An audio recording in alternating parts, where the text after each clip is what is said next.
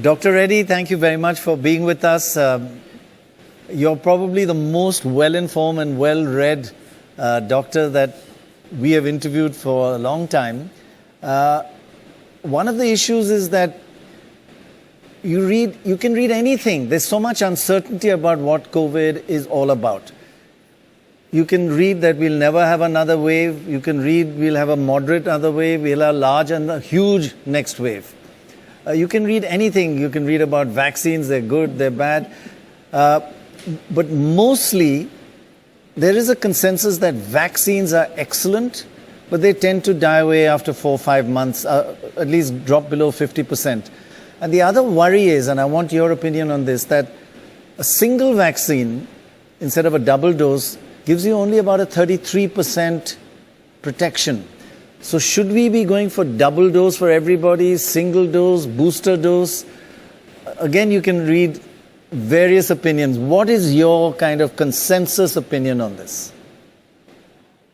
Well, firstly, I think we have to live with the fact that the virus is going to be staying with us for quite a while, whether in the current form or in the form of new variants. I don't think the virus is ever going to get extinguished.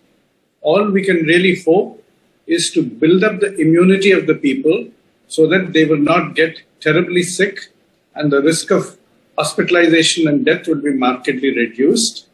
And that by a variety of measures, both by building up the blockade of immunity as well as through public health measures like physical distancing, avoiding large crowds for some time to come, and masks, we will be able to create a difficult passage for the virus to transmit.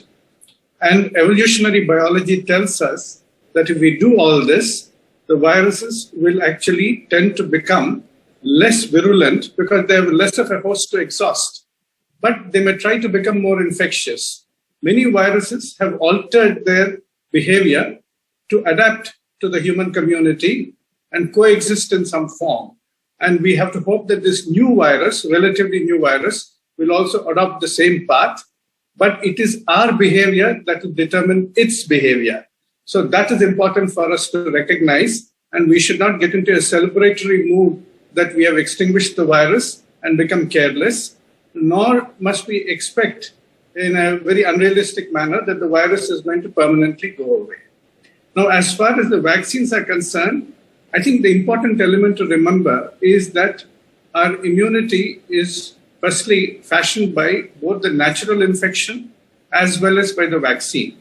If a large number of people have been infected in the last 6 to 8 months, the likelihood is that there is a fair amount of residual immunity in them, though it will vary from person to person depending upon age, general state of health, amount of virus load they were exposed to. But the vaccine also would have given them immunity. Unfortunately, all the measurements of fading immunity have come more from antibody levels that have been measured.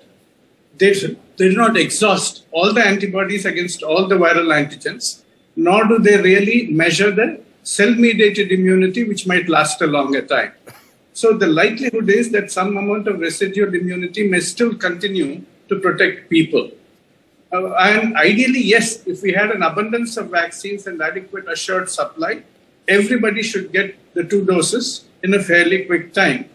But if we do not have that comfort right now, then we have to protect the most vulnerable people, the elderly and people with immunodeficiencies and who are otherwise also having severe comorbidities with the 2 doses, and try and spread out the single dose as fast as possible to everybody else.